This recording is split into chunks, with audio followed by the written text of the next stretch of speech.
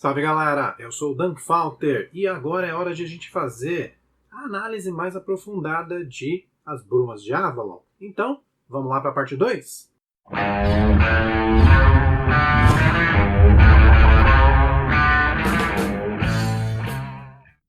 Bom galera, esse aqui é o segundo vídeo do Brumas de Avalon. Se você está chegando aqui agora e você não viu a primeira parte, eu vou deixar aqui nos cards o primeiro vídeo para que você assista e entenda um pouquinho mais dessa história. Nessa segunda parte aqui, eu vou dar uma exploradinha nos temas que são abordados no livro e eu vou falar livremente com spoilers. Portanto, se você ainda não leu a obra e se você não quer levar um spoiler, não seria bom você parar por aqui. Então corre lá, lê os livros e volta aqui. Beleza? Para começar, eu vou falar sobre a edição que eu li. Tá? Eu já mostrei lá no primeiro vídeo, mas eu fiz a minha leitura nesses 4 volumes aqui, que são da editora Imago. Tá? Vocês podem ver aqui de pertinho. Esses livros aqui não estão mais sobre os direitos dessa editora. Eles foram relançados em um único volume. Tá? Então é um volume grandão, de capa dura, muito bonito, com nova diagramação, que tem lá pelo menos as suas 1000 páginas. E aí vai ficar a critério de vocês. No meu caso, eu achei mais confortável fazer a leitura nesses livros aqui. Tá? Por quê? Porque em 4 volumes você consegue carregar o livro. Você consegue carregar para o trabalho, ler no ônibus, no metrô.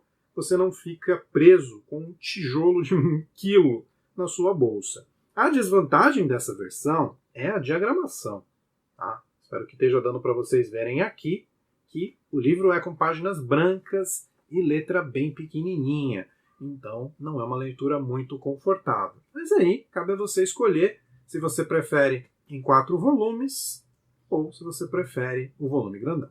Falando um pouquinho então sobre os temas que são explorados em As Brumas de Avalon. E acho que o primeiro deles, que talvez seja um dos mais importantes, é o feminismo.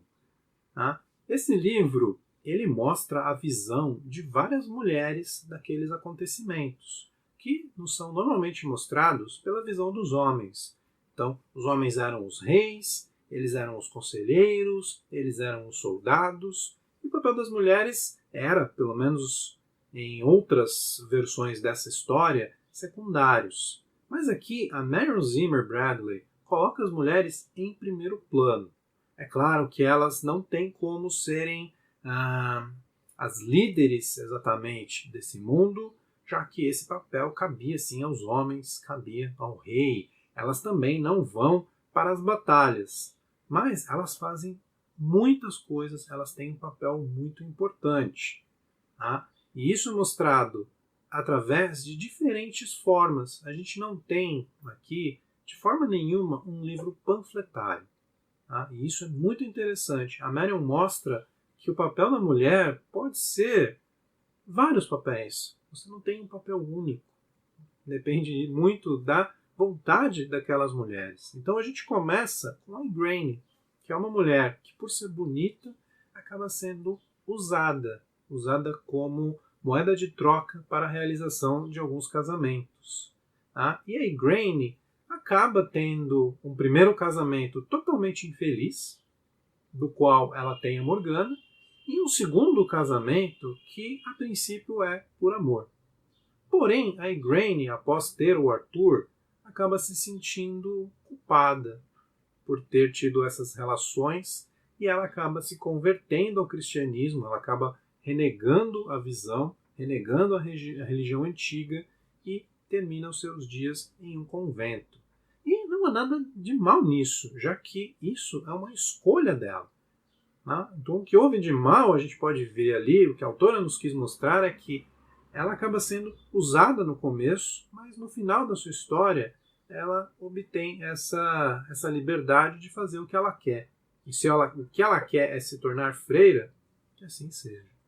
A gente tem também a Viviane, né, que é a mulher mais forte junto com a Morgana, já que ela é a grande líder dessa religião antiga, né, que é uma religião baseada no matriarcalismo, ou seja, quem liderava eram as mulheres e a sucessão era feita através delas. Os homens tinham um papel importante, sim, através dos druidas, mas quem movia as cartas nessa religião eram as mulheres. E a Viviane é, sim, essa figura forte, essa figura que manipula os eventos, que faz tudo ao seu bem entender e que não nega esforços para conquistar os seus objetivos. Ela mostra como uma mulher pode ser, sim, forte, pode ser empoderada, já que é o termo da moda, a fazer tudo o que ela quer. Tá? Infelizmente, a Viviane acaba tendo um final trágico, já que ela acaba envolvida num certo engano. Né? Ela é chamada como feiticeira, como curandeira para ajudar uma pessoa, e ela acaba não conseguindo fazer muito por essa pessoa. E os filhos dessa mulher acabam achando que a influência de Viviane acabou levando essa mulher à morte. E um deles acaba promovendo o assassinato dela. Então aqui também a gente tem uma demonstração de como a violência contra a mulher pode ser baseada em nada, baseada em conclusões tiradas aí de lugar nenhum, tá? E uma violência totalmente gratuita àquela que é a maior figura desse livro, a maior figura feminina, junto com a Morgana. Além dela, nós temos a Morgause. A Morgause se mostra uma mulher que se casa por interesse, então ela acaba manipulando o marido porque ela quer apenas esse controle político, ela quer o poder, ela quer o dinheiro. Então ela manipula os filhos para que vão para a corte do Arthur, ela faz de tudo para tentar colocá-los como sucessores, para que de certa forma ela acabe chegando ao trono. E outra coisa muito interessante dessa personagem é a liberdade sexual dela. Ela tem vários casos durante o livro, e assim como o marido tinha várias parceiras, ela também tem vários parceiros. E isso é mostrado de uma forma muito normal. Se o homem pode ter várias parceiras, isso faz dele até muitas vezes o garanhão, por que quando a mulher faz isso, ela tem que ser galinha, ela tem que ser promíscua? Então eles acabam usando o Morgause para mostrar que qualquer um pode optar por isso. E claro, você vai ter que arcar com as consequências. Além disso, nós temos a figura da Gwenhwyfar. A Gwenhwyfar, ou Guinevere, é a mulher que acaba sendo praticamente dada a um homem como dote. Ela é praticamente trocada por cavalos. É muito divertido de a gente ver como a coisa acontecia. Divertido porque não é comigo, e sim com ela. Mas ela também nos mostra como as mulheres eram usadas nessa época quase como objetos. E depois disso ela acaba sendo manipulada pelos padres, ela acaba se convertendo ao cristianismo e sendo aí uma das grandes vítimas. Eu vou depois ler um pedacinho na parte onde eu falar sobre o cristianismo. Ela acaba sofrendo muito com os ensinamentos, vamos chamar assim, dessa religião, que acabam colocando a mulher num papel muito inferior, aquele papel apenas de mãe. É uma religião muito patriarcal e ela acaba percebendo que o papel dela é ser ali um bibelô. Ela só serve para reproduzir e para mais nada. Isso acaba sendo bastante triste.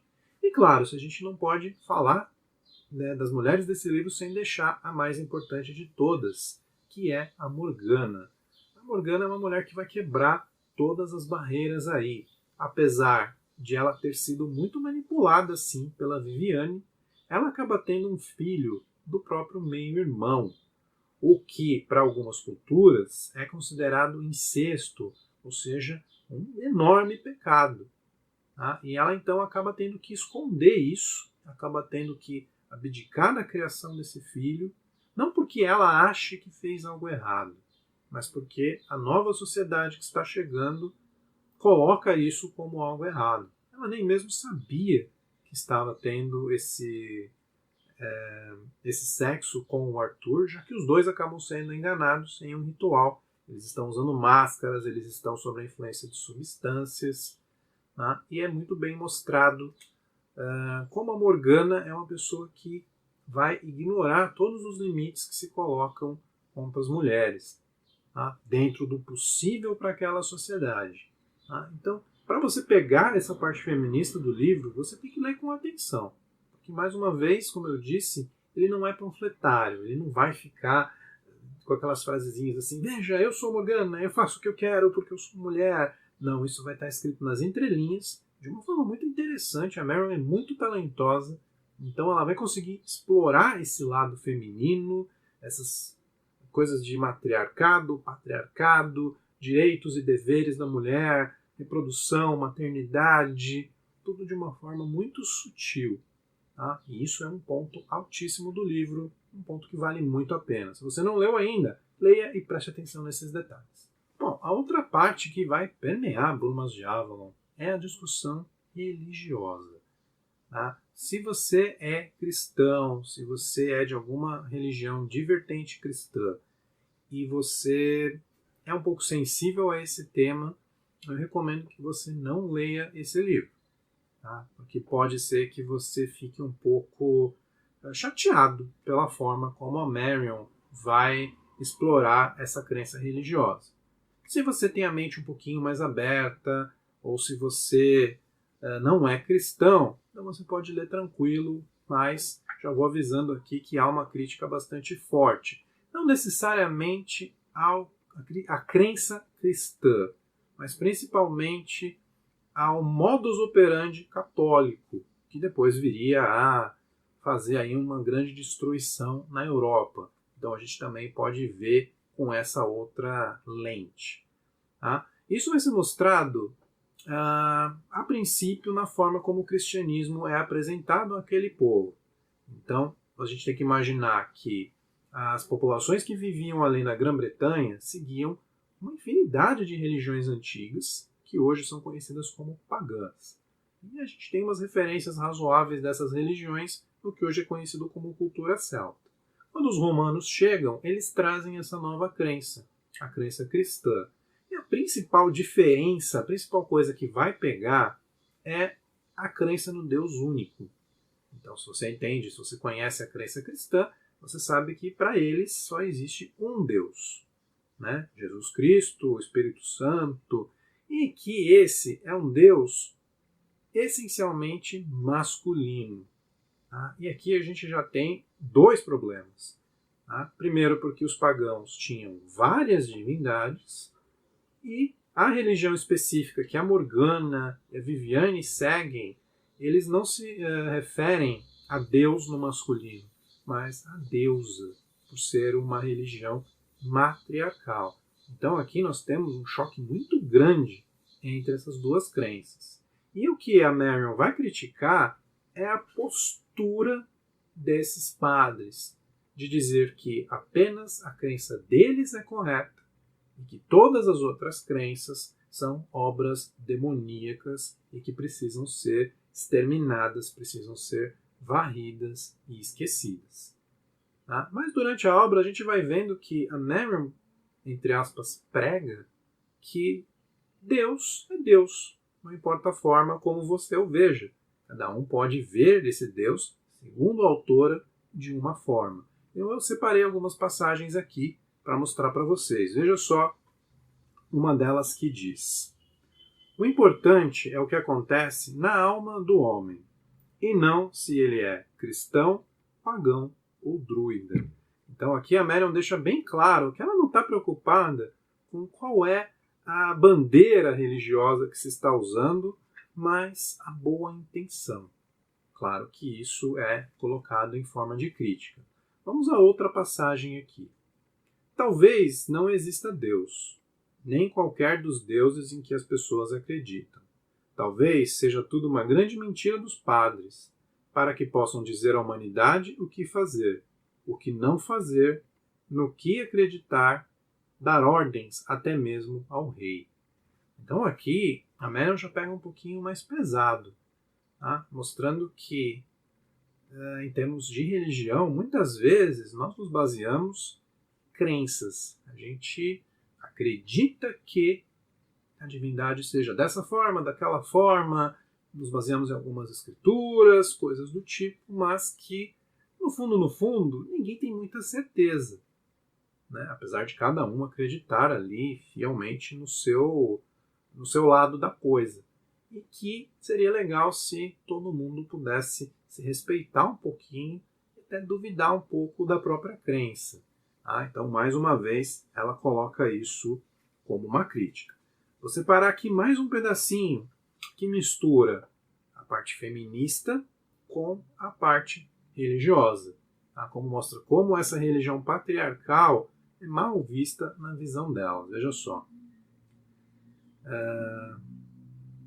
Tal como Eva tentara nosso primeiro pai, Adão, ao pecado, e que as santas virgens, mártires de Roma, tinham preferido morrer a entregar a sua castidade. Era isso que fazia Guan Yifar tremer.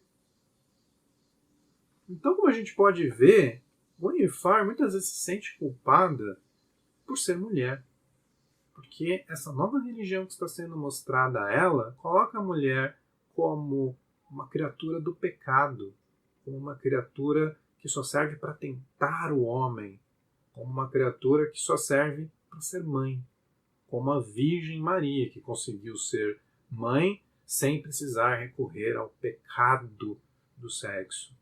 Então, os homens, quando fazem sexo, eles estão liberados para ter prazer, para se sentir à vontade, e as mulheres, quando sentem um pinguinho de prazer, elas precisam sentir culpa. Tá? Então, aqui há uma crítica muito forte a esse detalhe, e, como eu disse lá no começo, se você é um pouco sensível a esse tema, pode ser que você não se dê muito bem com a leitura. Tá? Porém, em várias passagens, eu vejo que a autora deixa claro que ela não é contra o cristianismo. Ela é contra algumas vertentes, principalmente a católica, que impuseram isso muitas vezes à força e acabaram atropelando várias crenças aí no caminho. Ela é um pouco a favor de uma certa tolerância religiosa. Bom, gente, agora que eu já falei bastante sobre feminismo e sobre religiosidade, é legal da gente comentar como isso é colocado na obra sem ser panfletário. Tá? Você precisa enxergar além da primeira camada para poder perceber esses detalhes. Acho que um ótimo exemplo que eu posso dar para vocês é a forma como Arthur é colocado no poder por Avalon. Primeiro que o próprio nascimento dele já é manipulado, então ele vai ser o filho do Pendragon, que é o rei antigo, que já era um rei que jurou lealdade a Avalon, com Igraine, uma mulher da linhagem real das sacerdotisas. Então o Arthur ele já tem esse sangue real de Avalon quando ele nasce. Tá? Além disso, ele é colocado para gerar um filho da sua meia-irmã Morgana, mesmo sem que ele saiba, tá? Já que o Mordred é fruto de um relacionamento entre eles que é feito em um ritual. Nenhum dos dois tinha noção de que o parceiro era o meio-irmão. Então, assim, a Viviane já deixou tudo pronto para que, além do Arthur, o próximo herdeiro também fosse da linhagem real. Mas não só nisso. Há uma simbologia muito interessante do rei Arthur, que é a espada Excalibur, que em muitas versões é entregue pela Dama do Lago. Então, Arthur muitas vezes tem direito de ser rei por portar a Excalibur, mas não em Brumas de Avalon. Em Brumas de Avalon, a espada é importante, mas nem tanto. Mais importante que a espada acaba sendo a bainha. Caso você não saiba, a bainha é aquela peça onde a espada é guardada quando não está em uso. E essa bainha, ela é feita pelas sacerdotisas de Avalon para Arthur, inclusive Morgana. E quando elas fazem essa bainha, elas carregam esse objeto com a magia do local, uma magia protetora. E é graças a essa magia que Arthur se torna lendário em batalhas, já que a bainha fornece uma proteção mágica aonde Arthur não pode sangrar muito. Então, mesmo que ele seja ferido em batalha, ele não sangra o suficiente para morrer. Então, aqui, se a gente analisar essa simbologia, a gente vai ver que a espada é um objeto muito masculino. É um objeto fálico, um objeto é uma arma, ele é feito para demonstrar força. A bainha é um objeto de proteção, de acolhimento. É um objeto muito mais feminino. Então a Marion, nesses pequenos detalhes, ela mostra como o Arthur sim se torna rei. Mas ele só se torna rei porque ele é apoiado pela ação de várias mulheres nesse percurso. E, mais para frente, quando Arthur se torna cristão, ele acaba por trair essa religião, trair essas mulheres que o colocaram no poder. E quem colocou no poder também pode tirar. Então, seja por ações a princípio de Viviane e mais para frente, parte Morgana, parte Gwydion, Arthur acaba tendo o seu destino final, que é a morte. Tá? Claro, isso daí é fato conhecido, mas nessa segunda parte a gente já está nos spoilers. Beleza, gente? Então, essa foi a nossa análise um pouquinho mais aprofundada sobre alguns temas presentes aqui em Brumas de Avalon. Tá? Mais uma vez eu digo, se você é católico muito, não vou dizer fanático, mas muito dedicado à sua crença, talvez esse livro não seja uma boa para você. Caso você não seja tão assim, se você tiver a mente um pouquinho mais aberta, ou se você for de outra religião, de outra crença, você pode ler sem problemas, você vai conseguir entender bem essa discussão sem grandes problemas. A ideia aqui, da autora, não é agredir ninguém, nem causar, nem protestar veementemente com uma religião, mas, pelo contrário, mostrar que a gente pode ter uma certa tolerância religiosa e que a gente poderia aceitar todas as crenças. Ela também não coloca as mulheres como sendo superiores aos homens, mas como papéis complementares. Tá? Então, até nessa parte feminista, ela não é panfletária em nenhum momento, ela consegue colocar tudo isso de forma muito equilibrada. Tá? Ou seja, nem homens nem mulheres, mas todo mundo junto poderia fazer o bem. Beleza? Gente, essa foi a minha experiência com As Brumas de Avalon, livro que eu comecei a ler há anos, mas esse ano eu resolvi pegar os outros 3 e acabei terminando rapidamente a leitura. Então, eu recomendo que vocês não se assustem com o tamanho do livro e vocês se animem, peguem essa grande obra para ler e depois coloquem aqui nos comentários o que vocês acharam, claro, dessa resenha, dos livros, o que você tem a dizer sobre todos esses temas polêmicos, claro, com muita educação, e a gente vai discutir. Beleza? Espero que você tenha gostado do vídeo.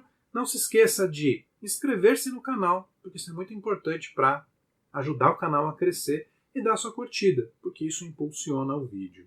E claro, se você puder, compartilhe esse vídeo, compartilha no WhatsApp, no Facebook, no Twitter, para que mais gente venha até aqui e ajude nessa discussão. Beleza, gente? Um abraço para todo mundo e até mais. A famosa esposa do rei Arthur, que aqui é chamada de Gwenhwyfar. Tá? Eu não sei exatamente qual é a origem. Ô, mosquito do caramba!